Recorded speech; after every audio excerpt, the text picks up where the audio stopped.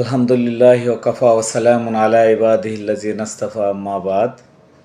সম্মানিত দিনী ভাই, সম্মানিত ভিউয়ার্স, আমি আপনাদের সম্মুখে আজকে কথা বলতে চাইছি একটি গুরুত্বপূর্ণ বিষয়ে। যে বিষয় নিয়ে কথা বলতে আসলে আমার ভয় লাগছে। ছোট মানুষ, বড়দেরকে নিয়ে কথা বলা উচিত নয়। আপনারা হয়তো বা অনেকে এটাকে উল্টাপাল্টা বা অন্যরকমভাবেও নিতে পারেন। সেই জন্য আগে আমি ক্ষমা প্রার্থী। আমি আমার দুঃখ প্রকাশ করছি এবং ক্ষমা সুন্দর দৃষ্টিতে দেখার অনুরোধ করছি প্রথমেই। যদি কোনো ভুল বেয়াদবি হয় তাহলে মাপ চাই, ক্ষমা চাই এ ব্যাপারে। তো আমি যে বিষয়টা নিয়ে কথা বলবো, আপনারা ইতিমধ্যে আমার হেডলাইনের টপিকসটা দেখে আপনারা বুঝতে পাচ্ছেন যে আমি কী নিয়ে কথা বলতে চাচ্ছি। তো এই ক্ষেত্রে আমি আপনাদেরকে বলবো যে গত দুই দিন যাবৎ এই বিষয়টা নিয়ে আসলে ফেসবুক, ইউটিউব বা অর্থাৎ সোশ্যাল মিডিয়ায় এই বিষয়টা ভাইরাল হয়েছে। আসলে মূল ঘটনা কি আমরা আসলে কেউ জানি না। আল্লাহ পাক জানেন এবং মুরব্বিয়ানে কেরাম যেনারা রয়েছেন, মুরব্বীরা জানেন, আমরা আসলে জানি না। কিন্তু ফেসবুক খুললে এটা বারবার দেখা যাচ্ছে, ইউটিউবে বারবার দেখা যাচ্ছে, এরকম বিভিন্ন সোশ্যাল মিডিয়ায় আমরা এটা দেখতে পাচ্ছি। তো এই ক্ষেত্রে আমার বক্তব্যটা হচ্ছে আসলে উলামায়ে কেরামের ইখতিলাফটা রহমত স্বরূপ। হক্কানি উলামায়ে কেরামরা কোনো বিষয় নিয়ে যদি ইখতিলাফও হয়, সেটা আমি মনে করি রহমত স্বরূপ, জাতির জন্য এবং উম্মার জন্য এটা রহমত। আর তাছাড়া নবী করিম সাল্লাল্লাহু আলাইহি সাল্লাম বলেন, ইন্নাল উলামা ওয়ারাসাতুল আম্বিয়া, নবীগণ ও উলামায়ে কেরাম হচ্ছে, হক্কানি উলামায়ে কেরামগণ হচ্ছে নবীগণের ওয়ারিশ। আমরা হক্কানি উলামায়ে কেরামের চেহারার দিকে তাকাইলে আমরা নবী এবং নবীর রাসূলের যে আদর্শ, নবী রাসূল এবং সাহাবায়ে কেরামের যে সুরত সিরত আদর্শ, এগুলো আমাদের সামনে কি হয়, আমাদের সামনে আমরা দেখতে পাই এগুলা। তো সেহেতু আমি আসলে এই জটিল বিষয়ে কথা বলতে চাই না। আমি বিভিন্ন সময়, আপনারা জানেন, সমসাময়িককালীন বিভিন্ন বিষয় নিয়ে ফেসবুকে বা ইউটিউবে কথা বলে থাকি। এই বিষয়টা নিয়ে আমি 2 দিন যাবৎ দেখতেছি, কিন্তু কথা বলতে চাইনি। কিন্তু আজকে বাধ্য হইলাম কথা বলতে। কথাটা কীরকম হবে বুঝতেছি না। এই 2-3 মিনিট চলে গেল এটা বুঝাইতে বুঝাইতে। এই জন্যই, কারণ যে আমি চাচ্ছি না এই বিষয়টা নিয়ে কথা বলতে, তারপরেও না কথা বলে পারতেছি না। তো আমি যে কথাটা বললাম যে নবীগণের ওয়ারিশ উলামায়ে কেরাম, হক্কানি উলামায়ে কেরামগণ নবীগণের ওয়ারিশ এবং জাতির রাহাবার। আমরা যাদেরকে দেখে আমরা তাদেরকে পথ প্রদর্শক হিসাবে মনে করি, তাদেরকে আমরা বলি। তো যাই হোক, যে ঘটনাটি আপনারা জানেন যে ময়মনসিংহের ইত্তেফাকুল উলামা এর যে আপনার আঞ্জুমান মুফিদুল ইসলাম মাঠে যে ঐতিহাসিক যে মাহফিল হয়, ওই মাহফিলে একটি ঘটনাকে কেন্দ্র করে আমাদের সোশ্যাল মিডিয়ায় এই জিনিসটি ভাইরাল। অর্থাৎ আমি জিনার সান্নিধ্যে যাওয়ার বহুবার সুযোগ হয়েছে। যাত্রাবাড়ির শায়েখ হজরতুল আল্লাম পীর কামেল আল্লাহ মাওলানা মাহমুদুল হাসান সাহেব, যিনার নাম বললেও ভয় লাগতেছে, ওই দিনও গত শুক্রবার দিন রাত্রেও ময়মনসিংহের সেই যে ঐতিহাসিক বালিয়ার মাহফিলে প্রায় 1.5 ঘন্টা উনি বয়ান করছেন এবং উলামায়ে কেরামগণকে শুধু নসিহত করছে। যে বয়ান গলায় করছে, কোনো বয়ানই আম পাবলিকের জন্য না, উলামায়ে কেরামের জন্য নসিহত হিসাবে। এবং 1.5 ঘন্টা ওনার বয়ানটা আমি সামনে বসাছিলাম, এগুলো শুনেছি।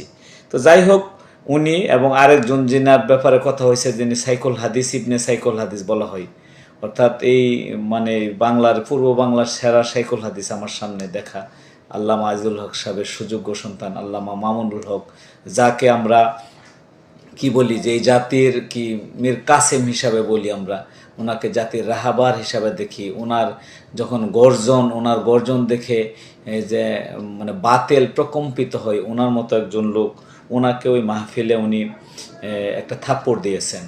এই থাপ্পড়টা কিভাবে দিয়েছেন আসলে এটা আমরা জানি না। আমিও ফেসবুকে দেখছি, ইউটিউবে দেখছি, আপনারাও হয়তো বা দেখেছেন।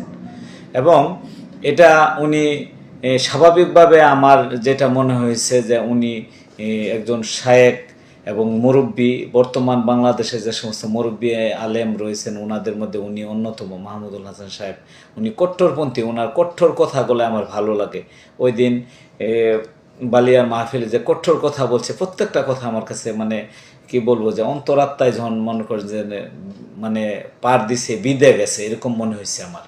তো যাই হোক, উনি ওনাকে থাপ্পড় দিয়েছেন, হয়তো উনি আদর করে দিতে পারেন, ভালোবাসার বহিঃপ্রকাশ ঘটাইতে পারেন, অথবা উনি হিংসা প্রতিহিংসার বশবর্তী হয়েও দিতে পারেন। এটা ওনার ব্যাপার একান্তই। উনি কি কারণে দিছে এটার ব্যাখ্যা উনি ভালো বলতে পারবেন। তো এবং তার পূর্বে এটার সাথে দেখা যায় আরও অনেক ভিডিও বিভিন্ন লোক লাগিয়ে দিচ্ছেন, যেমন চরমনায়ের শায়েক সৈয়দ ফজিলুল করিম সাহেব, হ্যাঁ, রেজাউল করিম সাহেবকে উনি এইভাবে বুকের মধ্যে একটা থাপ্পড় দিয়েছেন। ওইটা পরিষ্কার বোঝা গেছে যে এটা উনি আসলে মনে করেন যে মানে আদর করে ভালোবাসার বহিঃপ্রকাশ দেখা গেছে। কিন্তু এই থাপ্পড়টা হয়তো এইভাবে জোরে মারছে, হয়তো বা লাগছে। অনেকে মানুষে দেখলাম যে ফেসবুক, ইউটিউব, টুইটার এগুলাতে বলতেছেন যে থাপ্পড়ের ধরনটা ওনার রাগের বহিঃপ্রকাশ হয়েছিল। আমি এটা বলতে চাচ্ছি না, কিন্তু আবারও ক্ষমা চাই যে এটা আমি বলতে চাই না, কারণ ওনার মতো একজন জাতির রাহাবারের ব্যাপারে এই ধরনের কথা আমি বলতেই পারি না, কখনোই না। কিন্তু আমার মূল বক্তব্যটা যেখানে সেখানে আমি আসতেছি।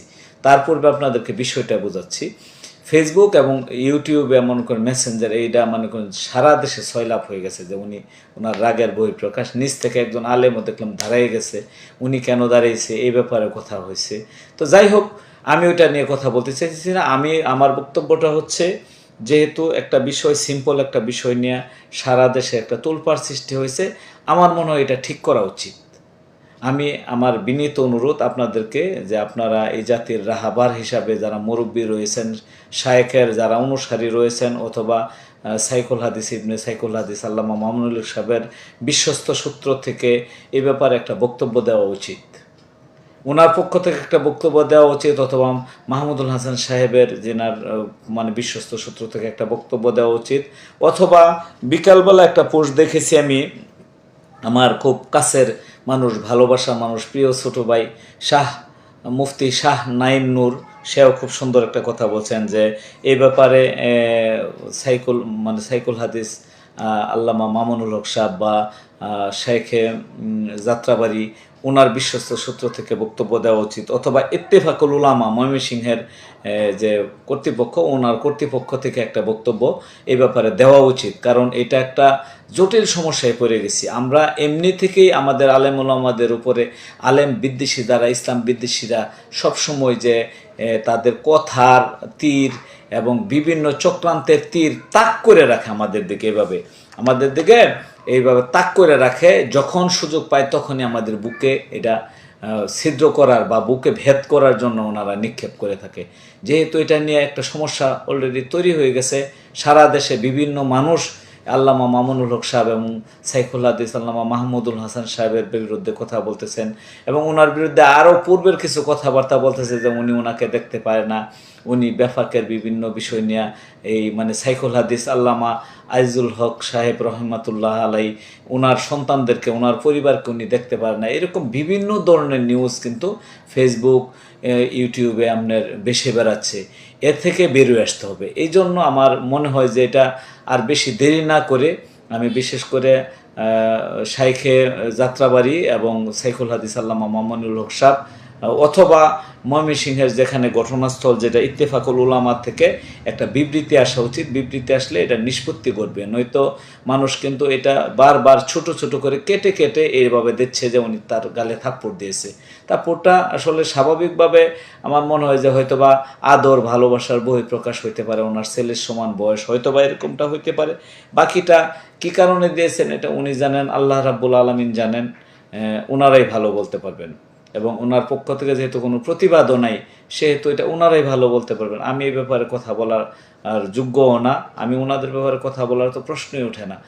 আর ওলামায়ে কেরামের মধ্যে যদি কোনো দিন কোনো একতেলাফ হয়, সেটাও রহমত স্বরূপ। সুতরাং হক্কানি ওলামায়ে কেরাম, এত বড় বড় ওলামায়ে কেরামের একতেলাফ ওনারাই করবে। আমি ক্ষুদ্র মানুষ, নগণ্য মানুষ, এটা আমার দ্বারা সম্ভব না। সেহেতু আমি যেটা বললাম, আবারও বলছি, শায়েখে যাত্রাবাড়ির মুখ থেকে, অথবা ওনার বিশ্বস্ত কোনো সূত্র থেকে, অথবা সাইকুল হাদিস, ইবনে সাইকুল হাদিস আল্লামা মামুনুল হক সাহেবের পক্ষ থেকে, অথবা ওনার বিশ্বস্ত সূত্রের পক্ষ থেকে, অথবা ময়মনসিংহের ইত্তেফাকুল উলামা এর কর্তৃপক্ষের পক্ষ থেকে আমার মনে হয় যে একটা বক্তব্য দেয়া, এটা নিষ্পত্তি করা উচিত। কারণ ওনার এটা সোশ্যাল মিডিয়ায় ভাইরাল, ওনার গালে উনি থাপ্পড় দিয়েছেন, এবং ওনার সাথে দেখলাম, যেটা আমি আবারও বলি, যেটা ছিল শাইখে চরমনাইকে উনি একদিন বুকে থাপ্পড় দিয়েছেন, এটা এইভাবে, ওইটা স্পষ্ট বোঝা যাচ্ছে যে এইভাবে আদর করে দিয়েছে।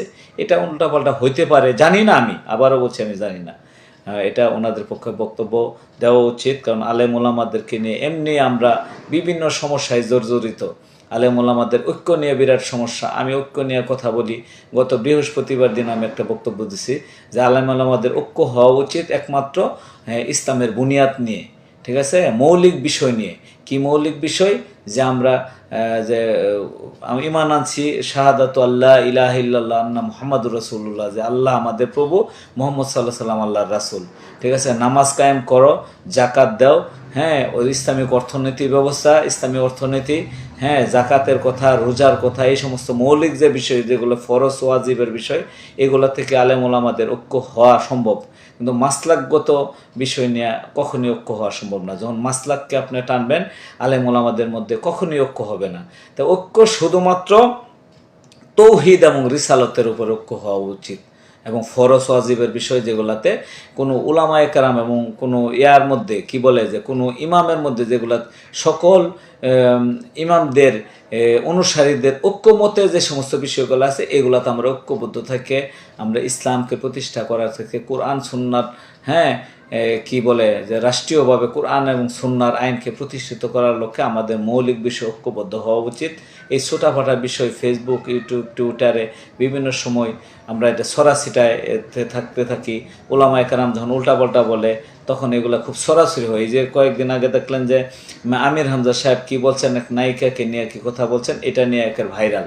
আবার উনি ক্ষমা চেয়েছেন, আবার দেখলাম যে উনি বলছেন যে ওনার মানসিকভাবে একটু উনি বিকারগ্রস্ত রয়েছেন, উনি চিকিৎসা নিয়ে আবার হজের ময়দানে ফিরবেন, অর্থাৎ ওনার মস্তিষ্কের বিকৃতি ঘটছে অনেকটা বিভিন্ন নির্যাতনের কারণে, এটা উনি বলছেন।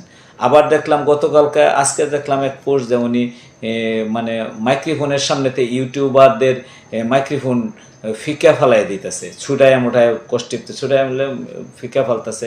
আরেকজনে দেখলাম এই ভিডিওটা দিল যে এই ফেসবুক ইউটিউবাররাই আপনাকে উঠাইছে, ওদের দামি দামি মাইক্রোফোন আপনি ফিকা ফেলছেন। এই সমস্ত কারণ আসলে এগুলা তো দ্রুত ছড়ায় যা, হ্যাঁ, এই জন্য আমাদের এগুলা থেকে আলেম ওলামাদের এই সমস্ত বিতর্কিত বক্তব্য বা বিতর্কিত কর্মকাণ্ড থেকে, এহেন কর্মকাণ্ড থেকে আমাদের বিরত থাকা উচিত। মৌলিক বিষয়ে আমরা ঐক্য হওয়ার চেষ্টা করি।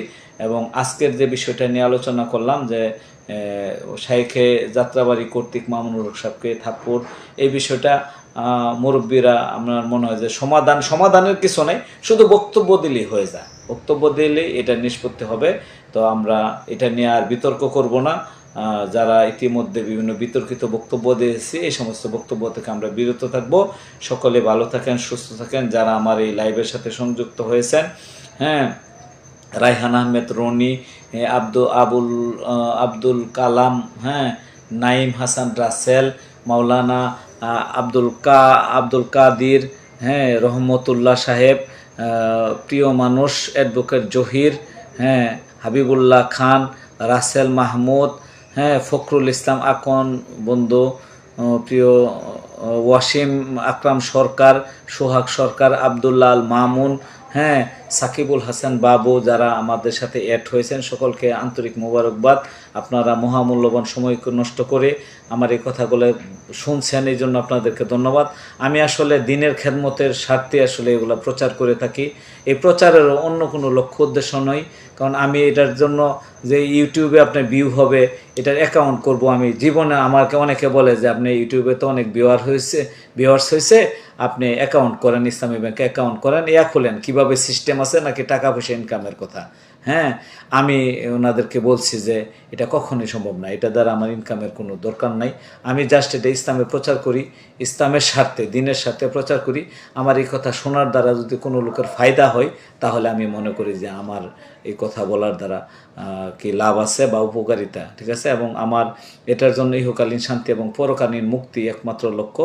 সেহেতু যারা আমার এই পোস্টে, আমাদের নাজমুল করিম ইঞ্জিনিয়ার নাজমুল ভাই, আপনি অ্যাড হয়েছেন, আপনাদের সকলকে ধন্যবাদ জানাই। আমার এই আলোচনাগুলো ভালো লাগলে শেয়ার করে দ্রুত ছড়িয়ে দিবেন, এই আশাবাদ ব্যক্ত করি। সকলকে আবারও ধন্যবাদ জানিয়ে আমার বক্তব্য এখানে শেষ করছি। ভালো থাকুন, সুস্থ থাকুন, সুন্দর থাকুন, নিরাপদে থাকুন। আসসালামু আলাইকুম ওয়া রাহমাতুল্লাহি ওয়া বারাকাতুহু।